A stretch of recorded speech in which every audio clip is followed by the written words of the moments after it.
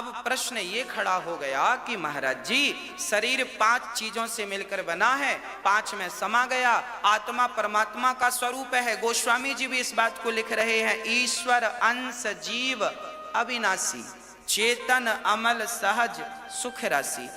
ईश्वर का अंश ही आत्मा है, प्रतिबिंब ही आत्मा है। अब प्रश्न ये खड़ा हो गया कि शरीर 5 तत्वों में मिल गया, आत्मा परमात्मा में मिल गई, तो ये बताओ कि हमने जो पाप किया है, पुण्य किया है, इसका फल कौन भोगेगा? शरीर भोगेगा कि आत्मा भोगेगी? कौन भोगेगा? आत्मा काहे भोगेगी? नैनम छिंदंती शस्त्राणी, उसमें तो लिखा है गीता में, आत्मा सुख दुख से परे है, स्वर्ग नरक से परे है, तो आत्मा तो भोग नहीं सकती। शरीर तो चिता में समाप्त हो गया, शरीर तो भोग नहीं सकता क्योंकि वो खत्म। अब एक चीज और है आपके भीतर, जैसे मोबाइल के भीतर सिम थी, उसी प्रकार मोबाइल के भीतर एक चीज और होती है, मेमोरी कार्ड।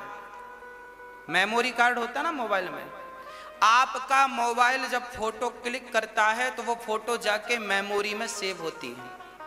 आप कोई वीडियो बनाते हैं मोबाइल से तो सेव कहां होती है? मेमोरी कार्ड में।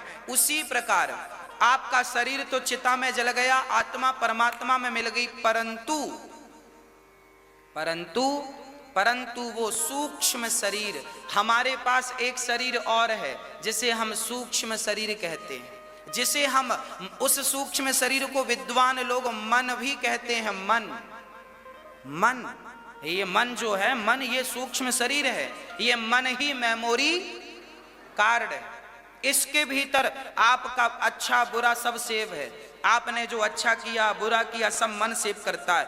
और यही मन जब आप सोते हैं तो स्वप्न कौन देखता है? स्वप्न।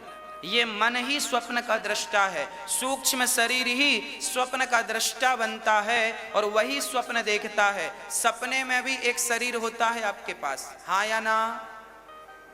आप अपने घर में कमरे में सोए थे पर सपने में हरिद्वार चले गए, तो आप शरीर से हरिद्वार है ना? सपने में जो आप हरिद्वार में नहाते हैं तो आपका हाथ पांव सब होता है कि नहीं? आप तो घर में सो रहे थे पर ये सपने में कौन चला गया? हरिद्वार। और आप कह भी रहे हैं मुझे तो आज सपने में इनका दर्शन हुआ, उनका दर्शन हुआ, ये मिला वो मिला। सपने में आपकी सपने में आंखें थी कि नहीं, हाथ थे कि नहीं, पांव था कि नहीं, सब थे।